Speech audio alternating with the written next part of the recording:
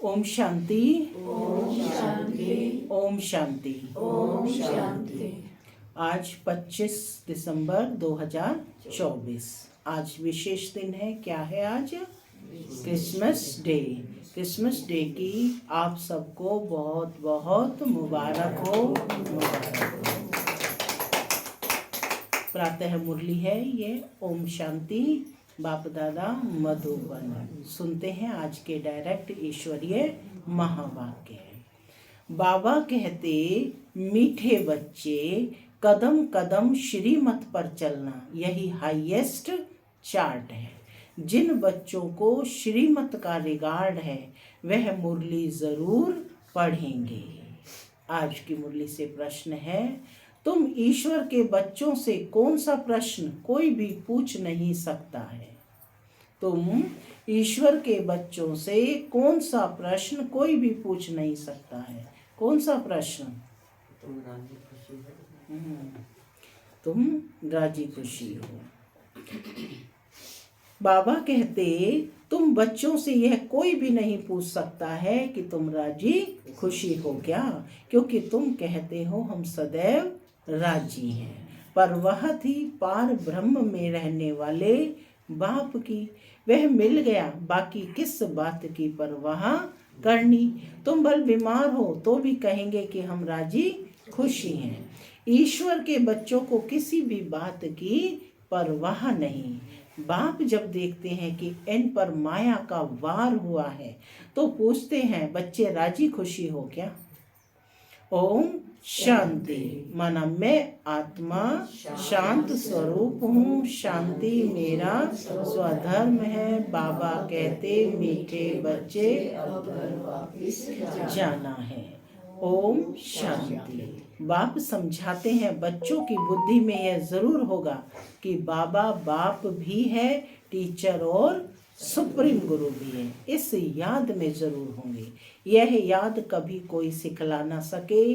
कल्प कल्प बाप ही आकर सिखलाते हैं। वह ज्ञान सागर पतित पावन है, यह अभी समझाया जाता है, जबकि ज्ञान का तीसरा नेत्र दिव्य बुद्धि मिली है। बच्चे भल समझते भी होंगे परंतु बाप को भूल जाते हैं, तो टीचर गुरु फिर कैसे याद आएगा? जब बाप को ही भूल जाते हैं तो टीचर गुरु फिर कैसे याद आएगा? माया बहुत ही प्रबल है जो बाप के तीनों रूपों को ही भुला देती है। कहते हैं हम हार खा गए। यूं तो कदम कदम में पदम है, परंतु हार खाने से पदम कैसे होंगे? कहते हैं हम हार खा गए। तो देवताओं को भी पदम की निशानी देते हैं। यह ईश्वर की पढ़ाई है। ऐसे मनुष्य की पढ़ाई कभी हो ना सके। बल देवताओं की महिमा की जाती है, फिर भी ऊंच से ऊंच एक बाप है। बाकी उनकी बड़ाई क्या है?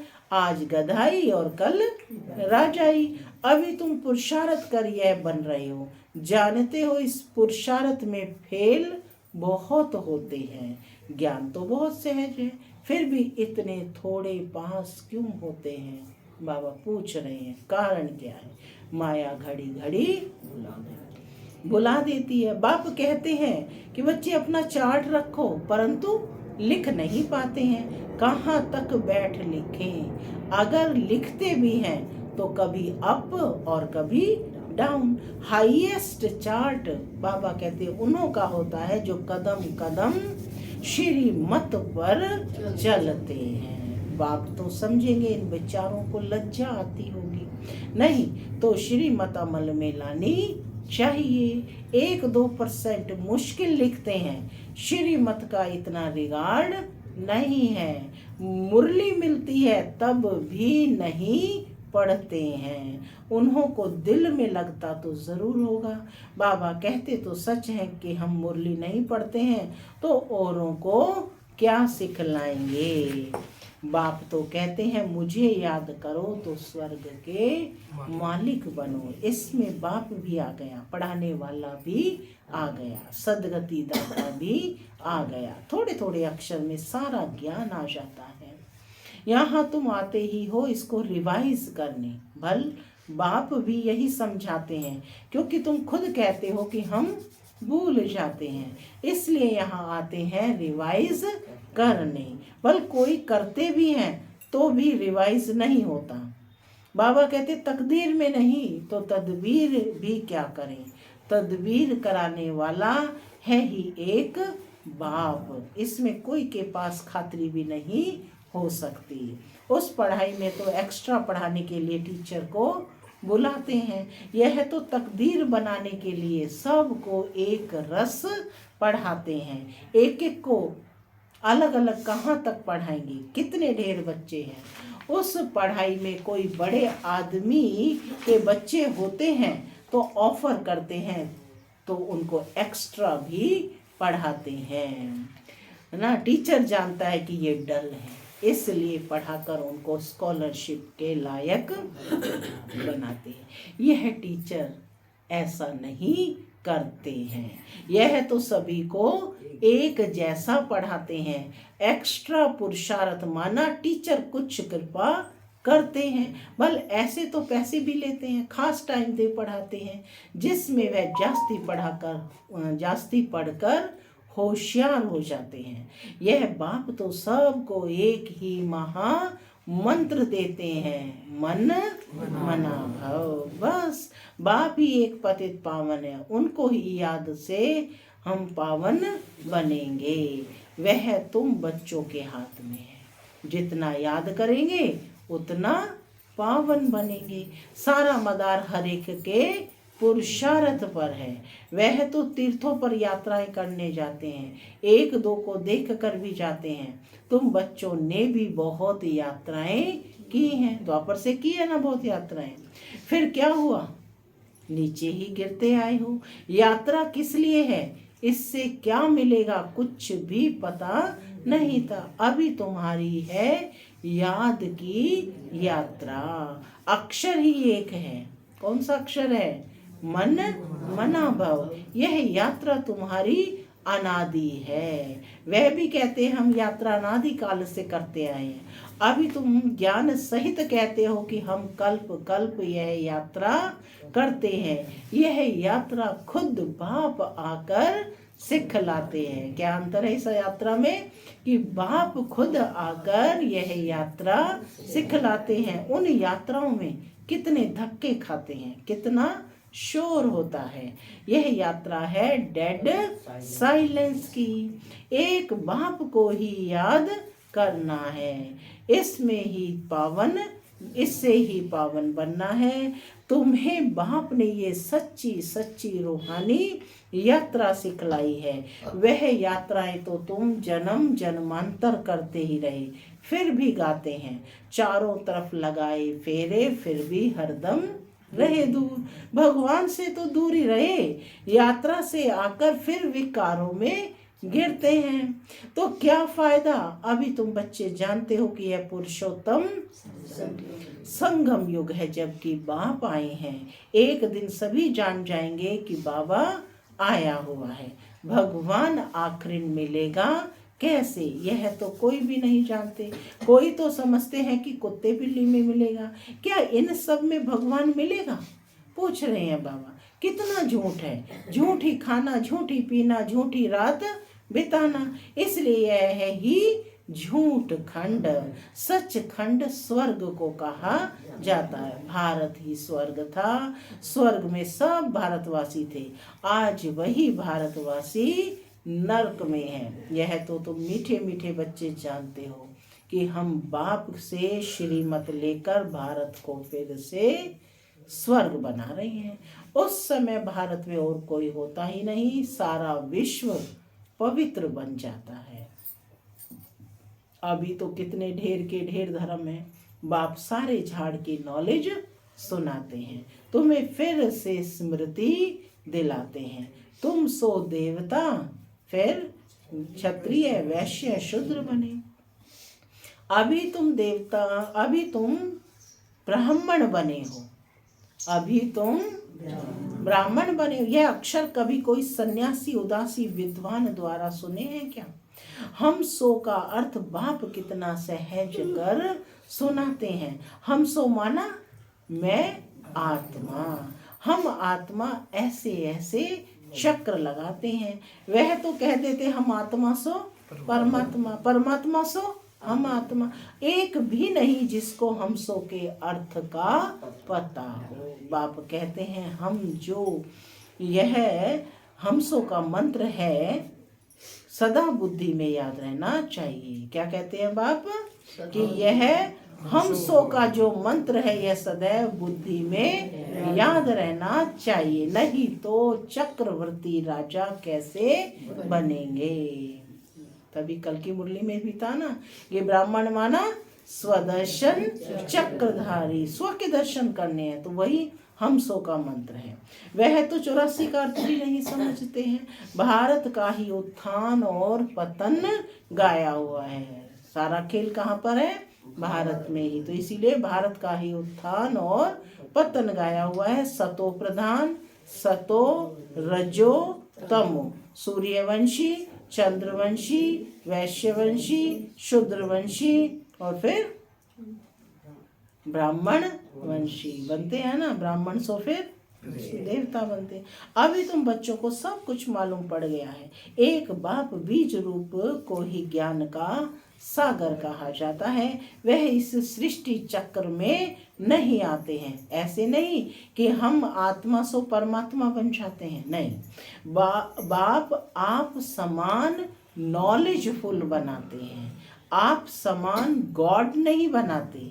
इन बातों को अच्छी रीति समझना चाहिए, तभी बुद्धि में चक्र चल सकता है। तुम बुद्धि से समझ सकते हो कि हम कैसे 84 के चक्र में आते हैं। इसमें समय, वर्ण, वंशावली सब आ जाते हैं। इस नॉलेज से ही ऊंचते ऊंच बनते हैं। नॉलेज होगी तो बाबा कहते औरों को भी देंगे। उन स्कूलों में जब इम्तिहान होता है तो पेपर आदि भराते हैं। पेपर विलायत से आते हैं। जो विलायत में पढ़ते होंगे उनमें भी कोई बड़ा एजुकेशन मिनिस्टर होगा तो जांच करते होंगे। यहाँ तुम्हारे पेपर्स की कौन जांच करेगा? कौन जांच करेगा? खुद ही करेंगे। तुम खुद ही करेंगे। खुद जो चाहिए सो बनो। पढ़कर जो पद बाप से चाहो वह ले लो। जितना बाप को याद करेंगे, दूसरों की सर्विस करेंगे, उतना ही फल मिलेगा। उन्हें सर्विस करने की फिक्र रहेगी कि राजधानी स्थापन हो रही है तो प्रजा भी तो चाहिए ना। वहाँ वजीर आदि की दरकार नहीं रहती। यहाँ तो जब अक्ल कम होता है तब वजीर की दरकार होती है। यहाँ बाप के पास भी राय लेने आते हैं। बाबा पैसा है, क्या करें, धंधा कैसे करें? बाप कहते हैं कि यह दुनिया के धंधे आदि की बात यहाँ नहीं लाओ। हाँ, कोई दिल शिकस्त हो जाए तो थोड़ा बहुत आथत माने ढांढस देने की बात बता देते हैं, लेकिन यह मेरा कोई धंधा नहीं है। मेरा धंधा है, क्या है बाप का धंधा? तुम्हें पतित से पावन बनाकर विश्व का मालिक बनाने का।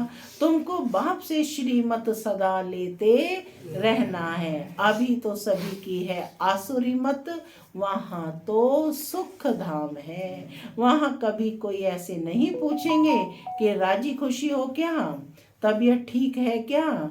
यह अक्षर यहाँ ही पूछा जाता है, वहाँ यह अक्षर होता ही नहीं। दुख धाम के कोई अक्षर ही नहीं। परंतु बाप जानते हैं कि बच्चों में माया की प्रवेशता होने के कारण बाप पूछ सकते हैं कि ठीक ठाक राजी खुशी हो क्या। कौन पूछ सकता है? सिर्फ बाप पूछ सकते हैं कि ठीक ठाक राजी खुशी हो क्या। मनुष्य यहाँ के अक्षर को तो समझ ना सके। कोई मनुष्य पूछे तो कह सकते हो कि हम ईश्वर के बच्चे हैं। हमसे क्या खुश खैराफात पूछते हो? परवाह थी पार ब्रह्म में रहने वाले बाप की, अब वह मिल गया। अब क्या परवाह?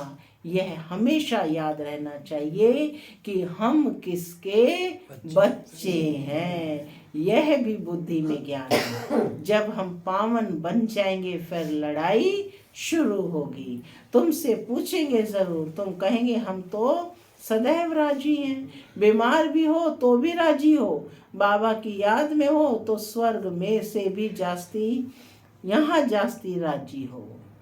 बाबा की याद में हो तो स्वर्ग से भी जास्ती बाबा कहते हैं यहाँ राजी हो, क्योंकि ईश्वरीय संतान हो ना। जबकि ईश्वर की बादशाही देने वाला बाप मिला है, हमको कितना लायक बनाते हैं। फिर हमको क्या परवाह है? ईश्वर के बच्चों को किस चीज की परवाह? वहाँ देवताओं को भी परवाह नहीं, देवताओं के ऊपर है ईश्वर, तो ईश्वर के बच्चों को क्या परवाह हो सकती है? बाबा हमको पढ़ा रहे हैं, बाबा हमारा टीचर सतगुरु है, बाबा हमारे ऊपर ताज रखते हैं। इसको इंग्लिश में कहते हैं क्राउन प्रिंस। बाप का ताज बच्चा पहनेगा। तुम समझ सकते हो सतयुग में सुख ही सुख है। प्रैक्टिकल में वह सुख तब पाएंगे जब वहां जाएंगे। वह तो तुम ही जानो सतयुग में क्या होगा, यह शरीर छोड़ हम कहाँ जाएंगे। अभी तुमको प्रैक्टिकल में बाप पढ़ा रहे हैं। तुम जानते हो सच सच हम स्वर्ग में जाते हैं। वह जो कहते हैं फलाना स्वर्ग में गया, परंतु उन्हें पता नहीं स्वर्ग और नर्क किसको कहा जाता है। कल्प की आयु ही लाखों वर्ष लिख दी है। जन्म जन्मांतर का ज्ञान सुनते सुनते फिर गिरते आए हैं। अभी तुम्हारी बुद्धि में है कि हम कहाँ से कहाँ आकर गिरे हैं। सतयुग से गिरते ही आए हैं। अभी हम इस पुरुषोत्तम संगम युग पर पहुंचे हैं। कल्प कल्प बाप आते हैं पढ़ाने। बाप के पास तुम रहते हो ना, यही हमारा सच्चा सच्चा सतगुरु है, जो मुक्ति और जीवन मुक्ति का रास्ता बताते हैं। जैसे यह बाबा भी सीखते हैं, ऐसे इनको देख तुम बच्चे भी सीखते हो। कदम कदम पर सावधानी रखनी होती है। मनसा वाचा कर्मणा बहुत शुद्ध रहना है। अंदर कोई भी गंदगी नहीं होनी चाहिए। बाप को घड़ी घड़ी बच्चे भूल जाते हैं। बाप को भूलने से बाप की शिक्षाएं भी भूल जाते हैं। हम स्टूडेंट हैं, यह भी भूल जाते हैं। है वो सहज, बाप की याद में ही सारी करामात है। ऐसी करामात और कोई भी बाप सिखला ना सके। इस करामात से ही तमो प्रधान से सतो प्रधान बनते हैं। तुम बच्चे जानते हो कि शिव बाबा ने ब्रह्मा द्वारा आदि सनातन देवी देवता धर्म की स्थापना की है। जो धर्म सतयुग और त्रेता आधा कल्प चलता है। फिर दूसरे धर्म वाले बाद में वृद्धि को पाते हैं। जैसे क्राइस्ट आया, पहले तो बहुत थोड़े थे, जब बहुत हो जाए तब राजाई कर सकें। क्रिश्चियन धर्म अभी तक है, वृद्धि होती रहती है। वे जानते हैं कि क्राइस्ट द्वारा हम क्रिश्चियन बने हैं। आज से 2000 वर्ष पहले क्राइस्ट आया था, अब वृद्धि हो रही है। क्रिश्चियन कहेंगे हम क्राइस्ट के हैं। पहले क्राइस्ट आया, फिर उनका धर्म स्थापन होता है, वृद्धि होती जाती है। 1 से 2 और 2 से 4, फिर ऐसे वृद्धि होती जाती है। अभी देखो क्रिश्चियंस का झाड़ कितना हो गया है। फाउंडेशन है देवी देवता घराना। इसलिए ब्रह्मा को ग्रेट ग्रेट ग्रैंड फादर कहा जाता है। परंतु भारतवासियों को यह भूल गया है कि हम परमपिता परमात्मा शिव के डायरेक्ट बच्चे हैं। क्रिश्चियन भी समझते हैं आदि देव होकर गए हैं, जिसके यह मनुष्य वंशावली हैं। माने एडम ईव को वह भी मानते हैं ना। बाकी वह मानेंगे तो अपने क्राइस्ट को ही, क्राइस्ट को बुद्ध को फादर समझते हैं। सिजरा है ना, जैसे क्राइस्ट का यादगार क्रिश्चियन देश में है, वैसे तुम बच्चों ने यहाँ तपस्या की है, तब तुम्हारा भी यादगार यहाँ आबू में है। अच्छा, मीठे मीठे सिक्के लदे बच्चों प्रति माता पिता याद प्यार और गुड मॉर्निंग। रूहानी बाप की रूहानी बच्चों को नमस्ते। हम रूहानी बच्चों की रूहानी माता पिता बाप दादा को याद प्यार गुड मॉर्निंग और नमस्ते। नमस्ते सदा रहो हंसते बनो चलो परम धाम के रास्ते। धारणा के लिए मुख्य सार, पहला, डेड साइलेंस की सच्ची सच्ची रूहानी यात्रा करनी है। हमसों का मंत्र सदा याद रखना है, तब चक्रवर्ती राजा बनेंगे। दूसरा पॉइंट है मनसा वाचा कर्मणा, बहुत शुद्ध रहना है, अंदर कोई भी गंदगी ना हो। कदम कदम पर सावधानी रखनी है, श्रीमत का रिगार्ड रखना है।